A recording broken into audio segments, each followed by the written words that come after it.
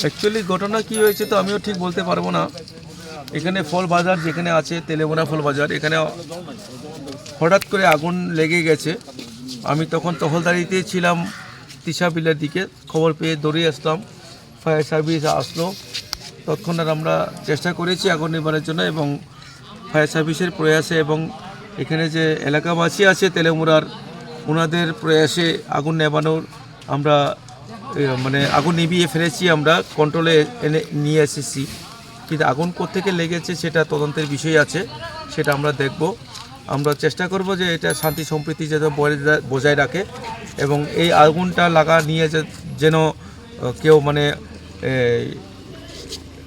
What to say that nobody should take the advantage, মানে ওইটা কি অপপ্রচার যাতে না করে আর কি। আগুনটা সেটা অ্যাক্সিডেন্টাল ফায়ারও হতে পারে, সেটা তদন্তের বিষয় আছে। এখন আগুন আমরা কন্ট্রোলে নিয়ে আসছি। ফায়ার সার্ভিস যথেষ্ট চেষ্টা করেছে এবং ফায়ার সার্ভিস থেকেও বেশি চেষ্টা করেছে হয়তো আমার তেলেমুরার এলাকাবাসীরা, যেখানে যুবকরা এসছে ওনারা। আমি ওনাদেরকে অসংখ্য ধন্যবাদ জানাই আমার পুলিশ প্রশাসনের তরফ থেকে। ক্ষয়ক্ষতির পরিমাণ কীরকম হবে? ক্ষয়ক্ষতির পরিমাণ অ্যাকচুয়ালি আমিও এখনই এক্স্যাক্টলি বলতে পারছি না।